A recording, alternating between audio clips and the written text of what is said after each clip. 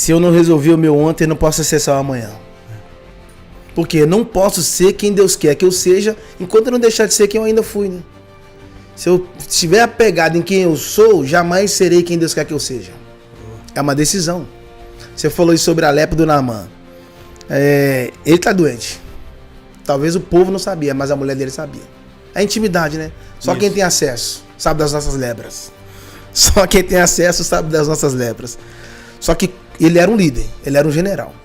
O dia que ele chegou na casa do profeta, e aqui abre um parênteses, ele não procurou o rei. Ele procura o rei fala, eu não posso te curar. Isso. Aí o profeta fala, manda ele vir aqui. Por que ele não recebe a cura diante do rei? Porque o rei tinha trono, o rei tinha coroa, o rei tinha cedro, mas não tinha a capa de Elias. O Eliseu não tem trono, não tem cedro, não tem coroa, mas tem a capa. Então, eu preciso começar primeiro no caminho da unção. Porque às vezes, quando a gente quer mudar a vida, as pessoas confundem entre status e cura. Status e cura. Porque nem toda cura dá status. Entende? As pessoas estão mais procurando achando que o status vai trazer cura. Não, pode te aliviar, mas vai doer de novo. Agora a cura não. Ela pode não te trazer status, mas ela vai te melhorar. O Eliseu falou para ele assim, manda ele mergulhar 7 vezes. Pastor Ronaldo, por que o profeta mandou ele mergulhar 7 vezes? Porque quanto maior o seu nível, mais vezes você vai ter que descer. Por que as pessoas não querem descer? Porque quando você desce, a primeira coisa que acontece, você some, né? Verdade. Ninguém te vê. Mas uma coisa rica aqui, quando ele mergulhou no rio. O rio não é água corrente? Não tem como alguém acessar sua lepra. Que as águas já levaram. Não tem como. Jacques, o interessante é que a cura de Naamã só acontece porque uma menina foi levada como escrava, mas é curada do passado. É isso aí. Não é porque ela é levada como escrava que ela vai impedir o que Deus tem para fazer. Exatamente. Uau. Dependendo se é uma pessoa hoje que foi levada escrava, a mágoa, orgulho já tinha pego aquela menina, vai falar, mas você me trouxe aqui como escravo, você tem que morrer. Ela não. Se Naamã conhecesse o Senhor, se conhecesse o profeta. Então ali é um portal aberto. Porque uma pessoa curada, ela conduz pessoas a lugares extraordinários. Meu Deus. Então você quer dizer que quem guarda ressentimento não está pronto para uma evolução. Nunca, né, Jacques? Nunca. Não evolui. Cara, o ressentimento é algo assim que mata, os ossos secam, entende? É forte. E eu vejo que esses dias são dias mesmo de pessoas que não vão se ofender. É verdade. Entende? Uma coisa que eu te admiro hoje Deus te deu uma voz, seja na internet, por onde você tem passado, sobre revelação, que Deus te deu um algo extraordinário como mestre. E acaba que tem perseguições, tem pessoas que querem bater 24 horas, mas eu vejo também o seguinte, que responder essas pessoas tem que ser só no Senhor, através de oração. Porque se você fazer sua própria justiça, você não faz ela perfeita, né? Você vai descer o nível para igualar eles, porque você quer dar a mesma resposta que eles estão dando, né? E geralmente quem tá batendo tá fazendo muito menos. É verdade. Entende? Como é que é? Eu não posso dar ouvido para quem não construiu nada, né? Isso aí. É porque assim, se eu não separar quem fala no meu coração, qualquer voz que eu dar ouvido pode me destruir. E uma coisa que eu vejo também é como que a pessoa ela deixa o passado machucá-la e a voz de Deus ela deixa de ser audível.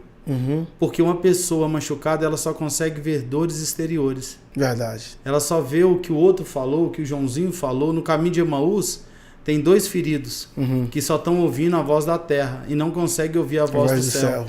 E só o curado consegue ouvir a voz do céu. Meu Deus. Né? Então, assim, o problema do caminho de Emaús é 2 que estão com a notícia da terra, enquanto a notícia do céu estava do lado deles. Eles estavam perdidos. Ou seja, a pessoa que está machucada, ela não consegue conectar com a notícia do céu. É verdade. Ela só vai conseguir conectar com a notícia e com a dor da terra. Forte demais isso aí. Entende? E para esses dias eu vejo quão importante é, como um Jeremias. Jeremias, o que você está vendo? Eu vejo uma vara de amendoeira, ou seja, eu estou vendo, Deus, o que o Senhor está vendo aí, isso mesmo. É isso aí. Então vamos continuar dando sequência aqui. Então, ou seja, uma pessoa só consegue ver e ouvir o que Deus está falando se ela está curada. É forte.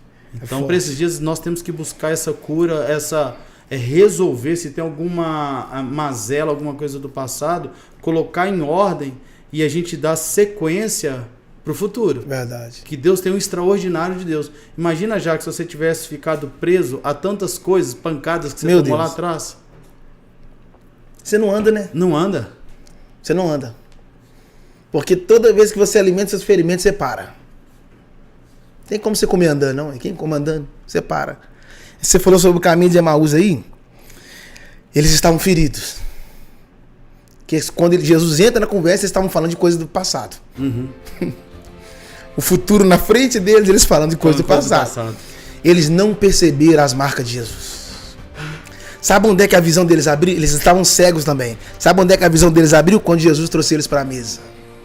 Uhum.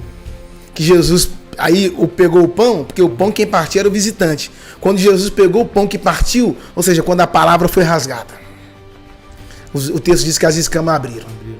Sabe o que é engraçado? O texto diz assim que o sol estava se pondo, eles falaram, fica conosco até que o sol já se declina. O sol estava escondendo. Quando o sol se põe no dia físico, fica escuro, né? Mas engraçado, o sol se pôs do lado de fora e uma luz apareceu do lado de dentro. Quando Jesus abriu o pão, rasgou o pão, que eles pegaram o pão, Jesus sumiu. Jesus sumiu, mas o pão ficou. Aí eles tiveram a certeza, é ele. Eles tiveram que fazer o mesmo caminho que eles vieram. Só que agora eles não estão mais falando do passado. Agora eles não estão mais falando que bateu, quem machucou, quem morreu. Agora eles estão falando da ressurreição. Porque às vezes, enquanto nós estivermos apegados ao nosso passado, nós não vamos desfrutar daquilo que Deus está querendo fazer agora. Ou o que Ele já está fazendo agora. Enquanto eles estavam lá preocupados com quem crucificou Jesus, eles estavam deixando de desfrutar da ressurreição dele. Já estava ressuscitado há muito tempo. Porque às vezes uma ferida, pastor, pode revelar uma glória, sabia? Uma ferida? Pode revelar uma glória. Uhum. Moisés falou, quero ver sua glória. Deus, você não pode ver, Moisés. Se vê, morre. Eu quero ver. Deus falou, beleza. O texto diz que Deus pegou Moisés e colocou ele na fenda da rocha. A rocha estava ferida. E Deus colocou Moisés na ferimento da rocha. Você vai ver minha glória, mas depois que você sentir a ferida. Porque não tem como desfrutar da glória e da ressurreição sem passar pelo poder da crucificação. Uhum. Então primeiro você vai sentir a dor da crucificação, essa rocha ferida, mas depois desse ferimento você vai desfrutar da minha glória. Aí Deus passa. Por quê? Deus pode estar passando porque nós não contemplou a ferida da cruz, né? Entende? Então, quando Lázaro fica doente, Jesus falou uma coisa, eu vou tranquilizar vocês. Isso é para a glória de Deus. Até um ferimento que nos incomoda é para a glória de Deus, porque o testemunho de Lázaro foi maior do que a enfermidade dele. Qual é a enfermidade de Lázaro? Nós não falamos da enfermidade dele, mas nós falamos da ressurreição. E sabe qual foi um dos maiores motivos que Lázaro morreu, pastor? É porque quando Maria chegou e falou assim, se o Senhor tivesse aqui, meu irmão não teria morrido. Aí a Marta fala a mesma coisa, se o Senhor tivesse aqui, meu irmão não teria morrido. Um dos motivos da morte de Lázaro foi a ausência de Jesus. A ausência dele trouxe a morte para Lázaro, mas a presença dele trouxe o Lázaro de volta. Traz vida, né? É a sua presença. Só a presença. É o APO. É o APO. Ô Jacques, e aqui, sobre a frustração de Pedro, quando Jesus morre, no caminho de Emaús, os discípulos têm uma grande frustração. Por achar que o projeto deu errado. Uhum. E as pessoas hoje estão assim, ela deu alguma coisinha que na cabeça dela saiu do controle, ela acha que deu errado. E não é que deu errado, só está no processo, né? Meu Deus. E ali a gente vai vendo os discípulos tudo debaixo de um desespero, achando que o projeto deu errado. Deu errado. Para essas pessoas que acham que o projeto deu errado. Nossa, isso é foda demais, pastor. Isso aí é foda demais. Porque as pessoas, elas desistem fácil. E eu sempre digo o seguinte, é melhor você sofrer por não ter conseguido do que se frustrar por nunca ter tentado. Repete aí. É melhor sofrer por não ter conseguido do que se frustrar por nunca ter tentado. Cara, você nunca vai ter um grande testemunho com pequena vitória, com pequena batalha. Uhum. O nível da sua dor revela o tamanho do seu ministério. Entende? Então o que acontece? Deus pode permitir você ser frustrado numa noite para ver qual é a sua expectativa, o seu nível de fé na manhã seguinte. Os discípulos foram frustrados na noite da pesca. Pegaram nada. Mas na manhã seguinte Jesus estava dando a lição para eles. Ou seja, a frustração de ontem pode não ter nada a ver com amanhã. Você pode estar chorando hoje e amanhã está sorrindo, porque processos não são eternos, né? Uhum. Se eu falando de Pedro, o que eu acho? Quando Jesus morre, talvez você vai concordar comigo, o Pedro tinha um plano B. Quando Jesus chamou Pedro para o ministério, sabe o que o Pedro fez? Foi para o ministério, mas guardou, deixou um barco reserva lá atrás. Eu vou ir para o ministério, mas vou deixar um barco reserva aqui. Se der errado, eu volto para o plano B. Só que Deus não apoia plano B, Ele apoia o plano A. Porque o plano A de Deus é o plano original. O dia que Jesus morreu, a primeira coisa que Pedro foi fazer, voltou para o barco. Mas quando Elias chamou Eliseu, primeira coisa que Eliseu fez, eu não tenho plano B. Matou os bois. E os carros? Colocou fogo. Mas rapaz, você não tem plano B? Eu não tenho plano B. Porque eu confio no Deus do plano A. Nenhum de seus planos pode ser frustrado. Entende? As pessoas têm mais apego nas ameaças do diabo do que nas promessas de Deus. Forte demais. Entende? E o poder não está nas ameaças do diabo. O poder está nas promessas de Deus. Porque o que o senhor falou de Jeremias, ele vela para cumprir, né? Deus é fiel. Nossa, e muito forte isso sobre o plano B, né? Muitas pessoas com plano B. Eu vou entrar no ministério ali, mas se der errado, eu vou... Não. Então Deus está dizendo, você não entregou por inteiro. Porque vai ter hora, pastor, que Deus não quer o seu pé. Ele vai te lançar por inteiro. Talvez sirva para alguém que está assistindo aqui. O diabo é tão sujo que ele te divide com Deus. Deus é tão limpo que ele não te divide com ninguém. Um projeto que Deus pode fazer na sua vida, executar, só pode ser concluído se você se entregar por inteiro. Por isso que Eliseu deitou em cima do menino. Eu me colocou por inteiro. Para ter um resultado ali, ele se colocou por inteiro.